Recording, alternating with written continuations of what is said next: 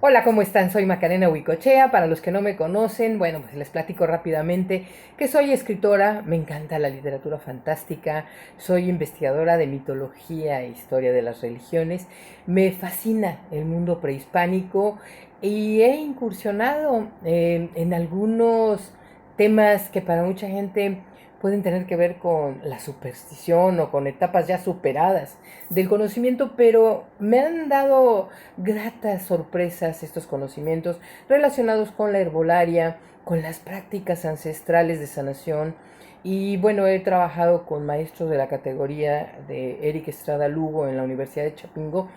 que me han mostrado este mundo maravilloso del conocimiento ancestral de nuestros grupos originarios, otomíes, mazahuas, tlahuicas, zapotecos, mayas. Bueno, tenemos, si mal no recuerdo, 68, 69 diferentes etnias, grupos étnicos con diferentes o diferentes lenguas. Y bueno, el asunto es que hay una gran riqueza cultural en nuestro país. Y muchas veces por falta de conocimiento y también por supuesto porque hay mucha gente que se aprovecha de la superstición y de todas estas falta de información del público usuario, bueno, se presta a la charlatanería, se presta a muchas cosas. Entonces a mí mi literatura tiene mucho que ver con mundos mágicos, hadas, duendes, dragones, sirenas, espíritus de la naturaleza. Y pues cuando empecé a investigar al respecto de los mitos y leyendas ancestrales, me encantó y desde siempre, desde que yo era niña, mi papá me compraba unas revistas que se llamaban Joyas de la Mitología y hablaba de Grecia y de los dioses griegos, de Prometeo, que se robó el fuego de los dioses y que lo castigaron los dioses por robarse el fuego, de Zeus, el dios del rayo, que su padre se lo quería comer igual que a todos sus hermanos, y entonces su mamá engañó al papá, devorador de hijos, con una piedra y entonces lo guardó en una cueva y pudo convertirse en el héroe de los dioses derrotando a los titanes. Entonces hay unas historias verdaderamente interesantes que pues muchos de nosotros conocemos gracias a Hollywood, que ha retomado mucho de este mito ancestral de diferentes culturas, Thor, el dios escandinavo, o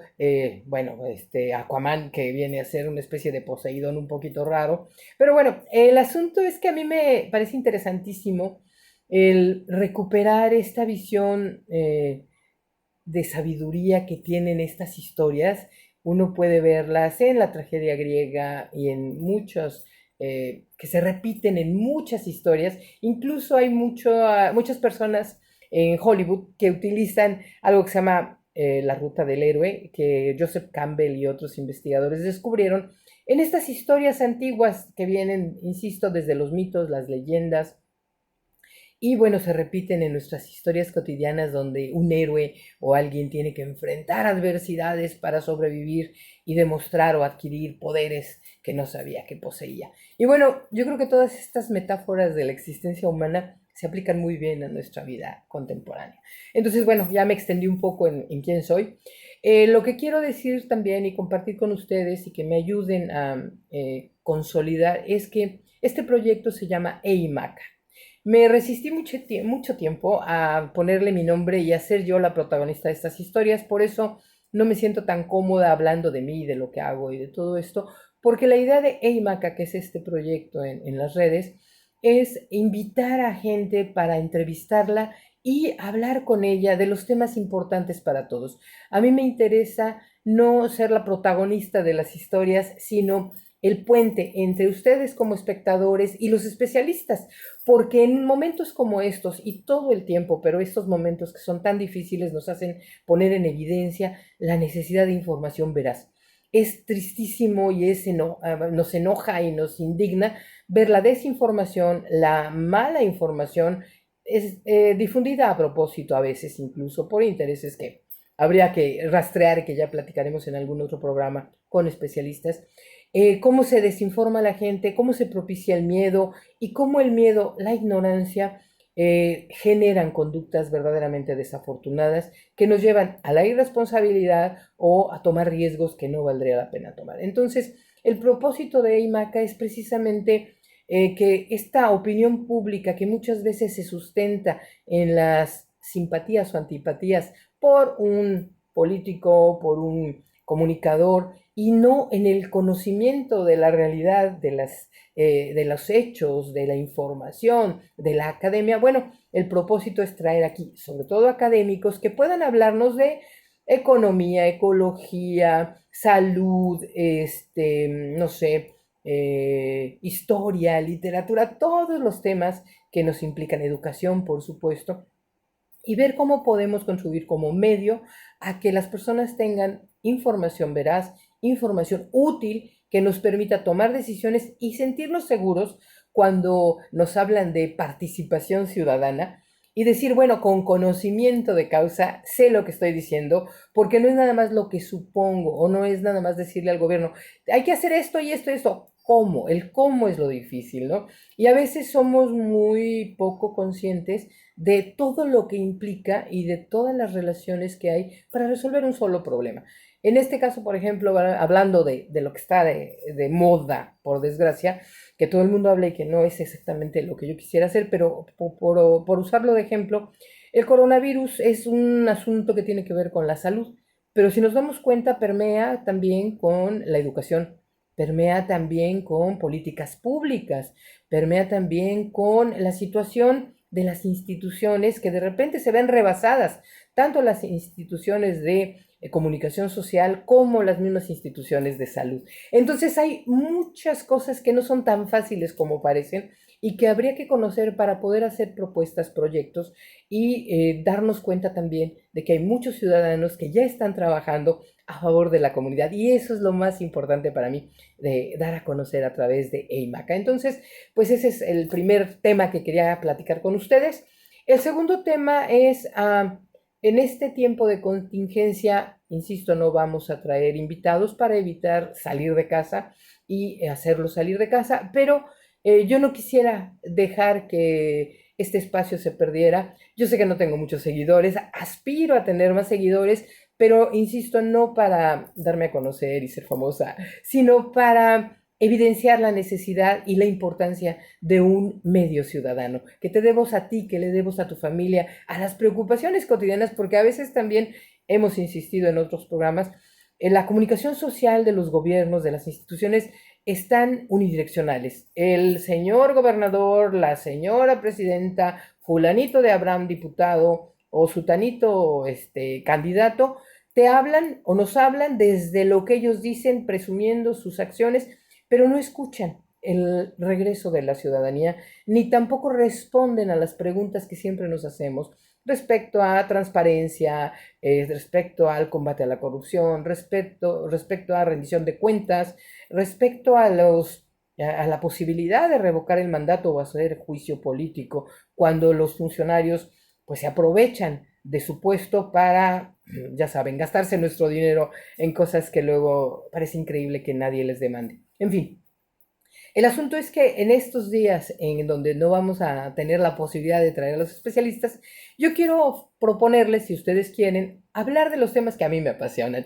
pero no quiero ser, insisto, la que dice lo que se va a hacer en este espacio, porque la idea es que la voz sea ciudadana y que no sea el conductor o el titular de un espacio el que asuma el control, sino en función de su audiencia. Y esto es algo muy importante porque yo siempre he trabajado en medios de comunicación, tanto públicos como privados, y es muy triste el menosprecio, y lo digo con conocimiento de causa, el menosprecio de los dueños de las empresas y de algunos funcionarios de las radios y televisoras públicas, el menosprecio al público. No consideran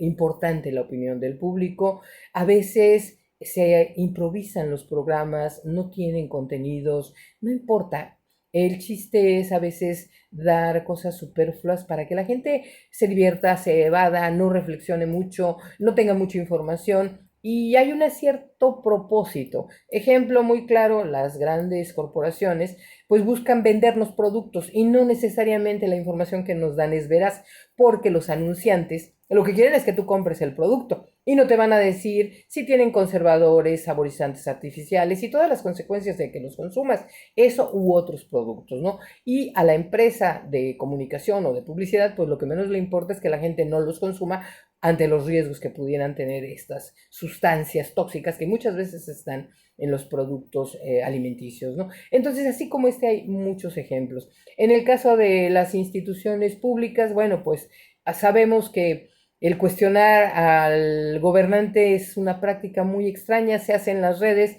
pero nunca hay respuesta y las respuestas a veces son muy evasivas. Y aparte hay muchas veces que se exige esta transparencia, esta rendición de cuentas, este castigo a la corrupción y pues tampoco nos hacen mucho caso los funcionarios, los hemos visto, se amparan, se van del país, se llevan la lana y no pasa nada. Entonces, insisto, yo creo que tenemos que cambiar las dinámicas y los ciudadanos empoderarnos y recuperar la capacidad de decidir como consumidores de medios, pero también como consumidores de productos. Entonces, retomando un poquito la idea, yo les comento, a mí me encanta la literatura, yo soy escritora de profesión, he publicado 3 libros, me he presentado en la Feria Internacional del Libro y bueno, de alguna forma creo que la literatura es una forma de autoconocimiento, es una forma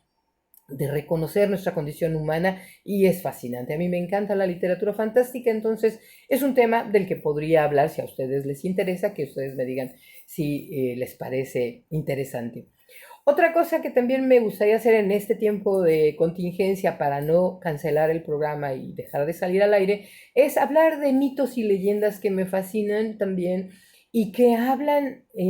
igual que la literatura, a final de cuentas la literatura es producto de estas historias ancestrales que se contaban alrededor del fuego cuando los hombres de las cavernas platicaban acerca de el rayo que cayó como mensaje de los dioses o de la necesidad de hacer alguna ofrenda para propiciar la lluvia y cómo es que los dioses al principio de los tiempos hicieron nacer las plantas o las semillas, cómo las trajeron a los hombres. Bueno, son historias a veces podrían parecer muy ingenuas, pero creo que están llenas de riqueza, de belleza, de contenidos simbólicos que ni siquiera sospechamos y que ahora yo acabo de hacer un texto que ya lo verán en la Gaceta del Pensamiento, si es que pasa el visto bueno de Nicolás Durán, sobre la leyenda del Minotauro. Y no sabe, de verdad, lo interesante que es descubrir las múltiples posibilidades de interpretación y cómo esa interpretación puede darnos luz sobre lo que está pasando actualmente en todo el mundo.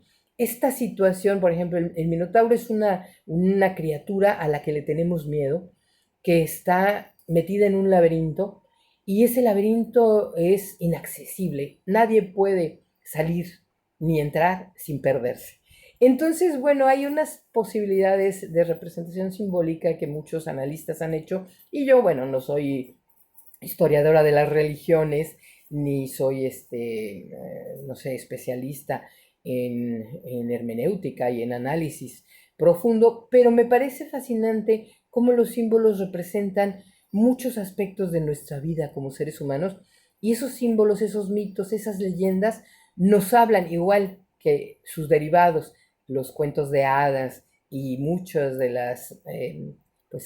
obras teatrales de la historia de la humanidad, entre otros escritos, de los conflictos que tenemos que enfrentar los seres humanos, el miedo, la culpa, el amor, el odio, las contradicciones. Entonces se me hace muy interesante hablar de mitos y leyendas y aprovechar este tiempo que tenemos que estar en casa, pues para retomar o descubrir la belleza y la información, la interesante y trascendente sabiduría que encierran estas historias.